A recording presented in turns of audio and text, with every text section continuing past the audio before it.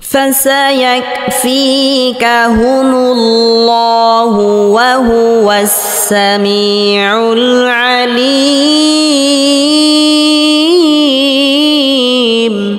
فسيكفيكهم الله وهو السميع العليم আসসালামু আলাইকুম ওয়া রাহমাতুল্লাহি ওয়া বারাকাতুহু। সম্মানিত দর্শক ও শ্রোতা, আশা করি সবাই ভালো আছেন। কোরআন শিক্ষার নতুন একটি পর্বে আপনাকে স্বাগতম। গত পর্বে আমরা সূরা বাকারার 131 নং আয়াত থেকে 135 নং আয়াত পর্যন্ত শিখেছিলাম।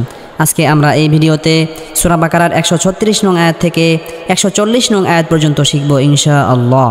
সম্মানিত দর্শক ও শ্রোতা, এই ভিডিওটি এমনভাবে তৈরি করা হয়েছে যে চাইলে আপনি আমার সাথে সাথে পড়ে আমার মতো সহি শুদ্ধভাবে কোরআন মাজিদ পড়তে পারবেন। আর যারা আমাদের এই চ্যানেলে নতুন, তারা অবশ্যই চ্যানেলটি সাবস্ক্রাইব করুন। সাবস্ক্রাইব না করলেও একটি লাইক এবং কমেন্ট অবশ্যই করুন, কারণ আপনার এই লাইক এবং কমেন্টের কারণে ইউটিউব অ্যালগরিদম আরও 100 জনের কাছে আমাদের এই ভিডিওটি পৌঁছাবে, যার ফলে অন্যরাও কোরআন শিখতে পারবে ইনশাআল্লাহ। তাহলে চলুন আমরা আমাদের মূল সবক শুরু করি। আউযু বিল্লাহি মিনাশ শাইতানির রাজীম।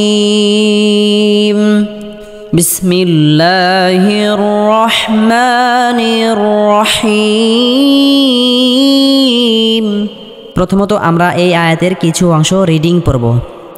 কুলু আমান্না বিল্লাহি ওয়া মা উনজিলা ইলাইনা ওয়া মা উনজিলা ইলা ইব্রাহিম।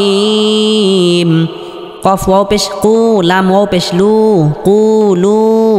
পেশের বাম পাশে জজমালা ওয়াও মাদের হরফ 1 আলিফ পরিমাণ লম্বা করে টেনে পড়তে হবে, আর মাদের হরফের উপর চিকন চিহ্ন হলে 3 আলিফ পরিমাণ লম্বা করে টেনে পড়তে হবে। কুলু।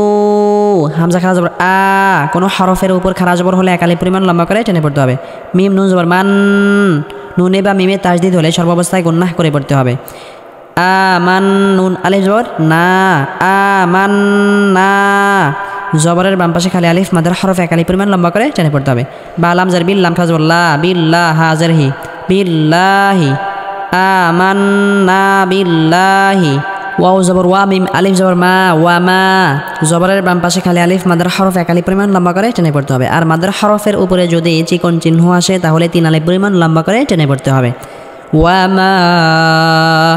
হামজা নুন পেশ জাজার জি, জি লাম জবরলা, জিলা। হামজা জার ইলাম ইয়া জবরলাই, ইলাই নুন আলিফ জবর না, ইলাইনা। জবরের বাম পাশে খালি আলিফ মাদের হরফ 1 আলিফ পরিমাণ লম্বা করে টেনে পড়তে হবে। ওয়াও জবর ওয়া, মিম আলিফ জবর মা, ওয়া মা। মাদের হরফের উপর চিকন চিহ্ন আসার কারণে 3 আলিফ পরিমাণ লম্বা করে টেনে পড়তে হবে। হামজা নুন পেশ জাজার জি, জি। নুন সাকিনের পরে ইকফার হরফ যা আসার কারণে এখানে ইকফা গুন্না অর্থাৎ নুন সাকিনকে গুন্নাহ সহ গোপন করে পড়তে হবে। লাম জবরলা, জিলা। হামজা জার ইলাম খারা জবরলা, ইলা। কোনো হরফের উপর খারা জবর হলে 1 আলিফ পরিমাণ লম্বা করে টেনে পড়তে হবে, আর খারা জবরের উপরে যদি চিকন চিহ্ন আসে তাহলে 3 আলিফ পরিমাণ লম্বা করে টেনে পড়তে হবে। ইলা। হামজা বাজার ইব, র খারা জবর র, ইব র। কোনো হরফের উপর খারা জবর হলে 1 আলিফ পরিমাণ লম্বা করে টেনে পড়তে হবে, আর এখানে কফ তা বা জিম দাল এই 5 হরফে জজম হলে কলকলা বা ধাক্কা দিয়ে পড়তে হবে। ইব র হা খারা জবর হি, মিম জবর মা, হিমা, ইব্রাহিমা। ওয়াও জবর ওয়া, হামজা সিন জার ইস, ওয়া ইস, মিম খারা জবর মা, ওয়া ইসমা আইন ইয়া জার ই। জেরের বাম পাশে জজমালা ইয়া মাদের হরফ 1 আলিফ পরিমাণ লম্বা করে টেনে পড়তে হবে। লাম জবরলা, ওয়া ইসমাঈলা। ওয়াও জবর ওয়া, হামজা সিন জার ইস, ওয়া ইসহা খারা জবর হা, ওয়া ইসহা কফ জবর ক, ওয়া ইসহাক। কোনো হরফের উপর খারা জবর হলে 1 আলিফ পরিমাণ লম্বা করে টেনে পড়তে হবে। ওয়াও জবর ওয়া, ইয়া আইন জবর ইয়া, ওয়া ইয়া কফ ওয়াও পেশ কু, ওয়া ইয়াকুবা জবর বা, ওয়া ইয়াকুবা। পেশের বাম পাশে জজমালা ওয়াও মাদের হরফ 1 আলিফ পরিমাণ লম্বা করে টেনে পড়তে হবে। ওয়াও লাম জবর ওয়াল, হামজা সিন জবর আস, ওয়াল আসবা আলিফ জবর বা, ওয়াল আসবা ত জার তি, ওয়াল আসবাতি, ওয়াল আসবাতি। ওয়াও জবর ওয়া মিম আলিফ জবর মা ওয়া মা কোনো হরফের উপর চিকন চিহ্ন আসলে 3 আলিফ পরিমাণ লম্বা করে টেনে পড়তে হবে।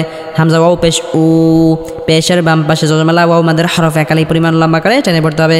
তাজের তি ইয়া জবর ইয়া উ তিয়া, মিম ওয়াও পেশ মু, পেশের বাম পাশে জজমালা ওয়াও মাদের হরফ 1 আলিফ পরিমাণ লম্বা করে টানতে হবে। সিন খালা জবর সা মুসা, ওয়াও জবর ওয়া আইন ইয়া জের ই ওয়া ই, সিন খালা জবর সা ওয়া ঈসা, জেরের বাম পাশে জজমালা ইয়া মাদের হরফ 1 আলিফ পরিমাণ লম্বা করে টেনে পড়তে হবে।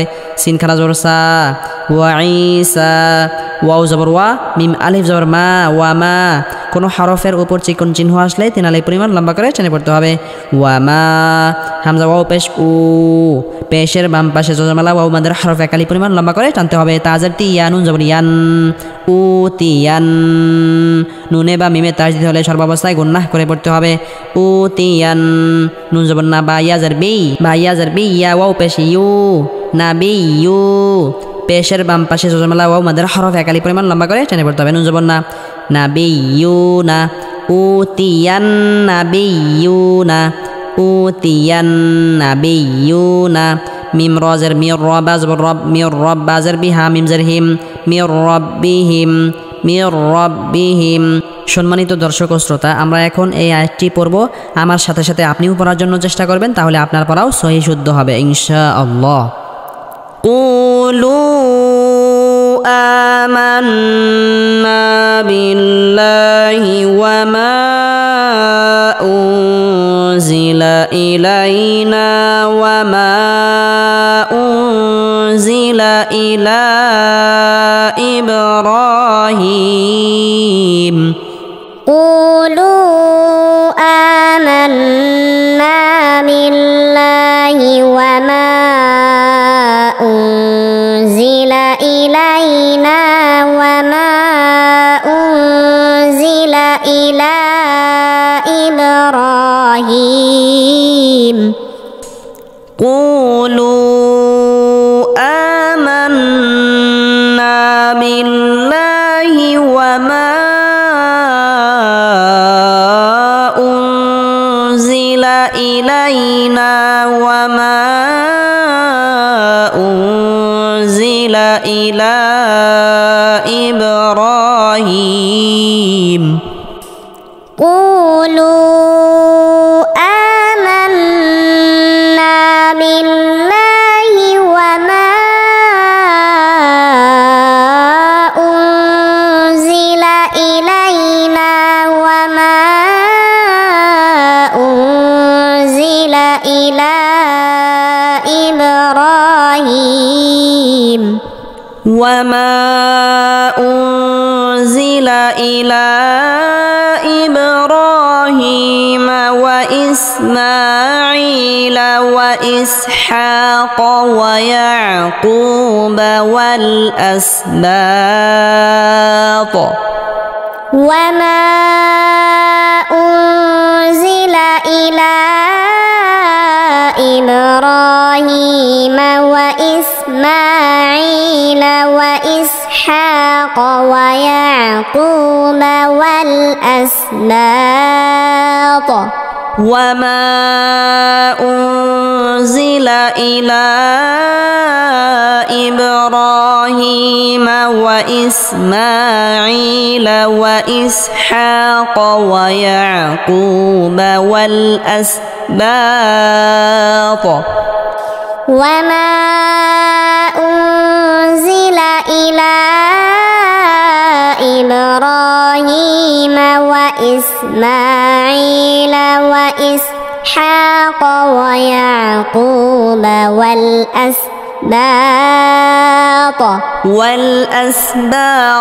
وما أوتي موسى وعيسى وما أوتي النبيون من ربهم. وما أوتي موسى وعيسى وما أوتي النبيون من ربهم. وما أوتي موسى وعيسى وما أوتي النبيون من ربهم وما أوتي موسى وعيسى وما أوتي النبيون من ربهم لا نفرق بين أحد منهم ونحن له مسلمون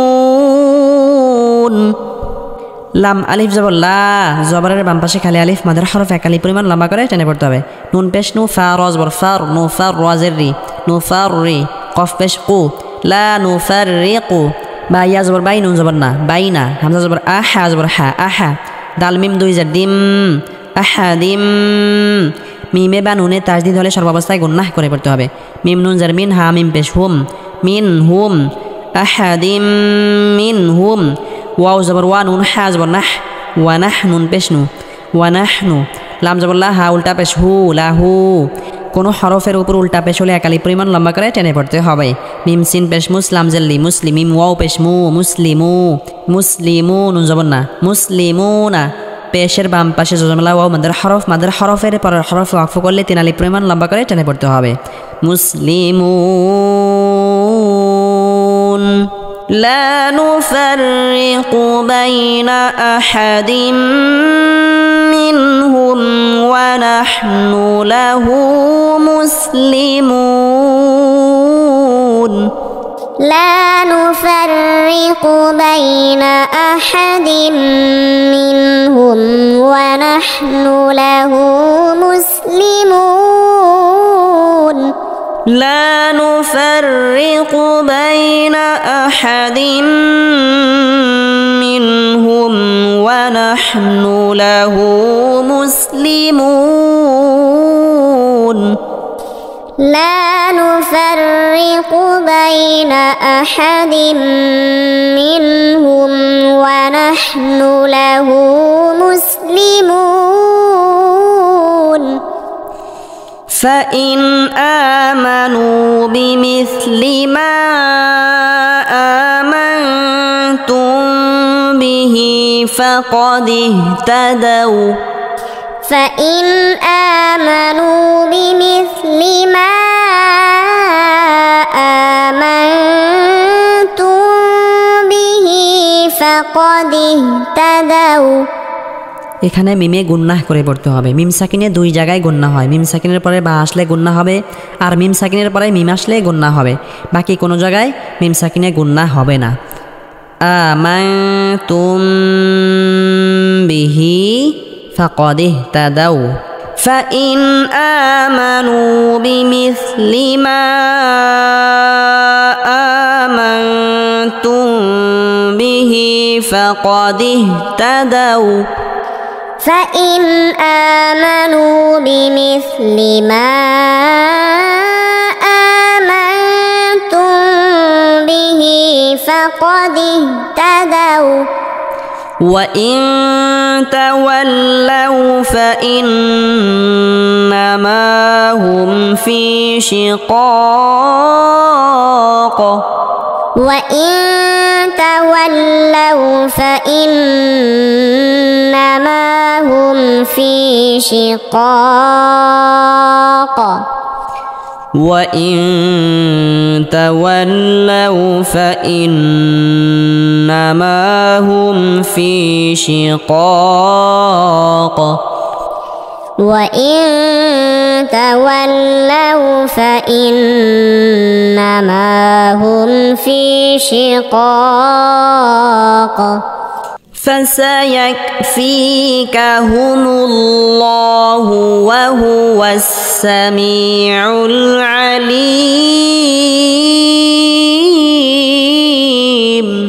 فسيكفيكهم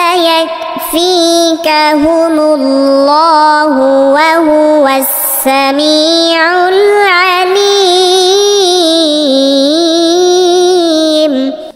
فسيكفيكهم الله وهو السميع العليم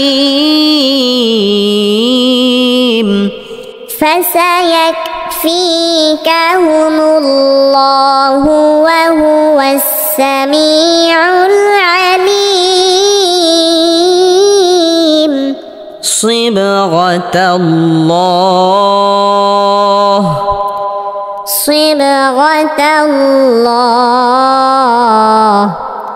صبغة الله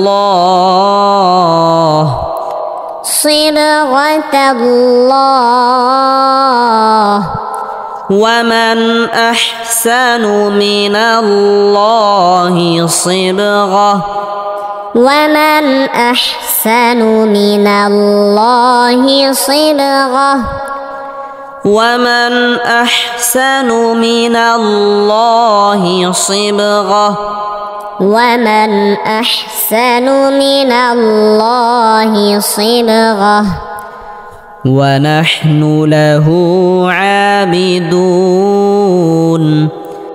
ونحن له عابدون ونحن له عابدون ونحن له عابدون قل أتحاجوننا في الله وهو ربنا وربكم قل أتحاجوننا في الله وهو ربنا وربكم قل أتحاجوننا في الله وهو ربنا وربكم قل أتحاجوننا في الله وهو ربنا وربكم ولنا أعمالنا ولكم أعمالكم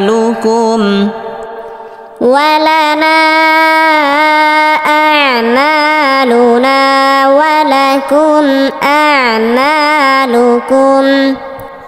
ولنا أعمالنا ولكم أعمالكم ولنا أعمالنا ولكم أعمالكم ونحن له مخلصون ونحن له مخلصون ونحن له مخلصون ونحن له مخلصون أم تقولون إن إبراهيم وإسماعيل وإسحاق ويعقوب والأسباط أم تقولون إن إبراهيم وإسماعيل وإسحاق ويعقوب والأسباط أم تقولون إن إبراهيم وإسماعيل وإسحاق ويعقوب والأسباط أم تقولون إن إبراهيم وإسماعيل وإسحاق ويعقوب والأسباط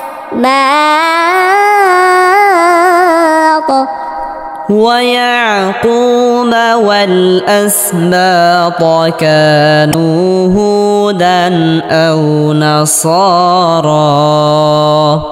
ويعقوب والأسباط كانوا هودا أو نصارى ويعقوب والأسباط كانوا هودا أو نصارى ويعقوب والأسباط كانوا هودا أو نصارى قل أأنتم أعلم أم الله قل أأنتم أعلم أم الله قل أأنتم أعلم أم الله قل أأنتم أعلم أم الله ومن أظلم ممن كتم شهادة عنده من الله ومن أظلم ممن كتم شهادة عنده من الله ومن أظلم ممن كتم شهادة عنده من الله ومن أظلم ممن كتم شهادة عنده من الله وما الله بغافل عما تعملون وما الله بغافل عما تعملون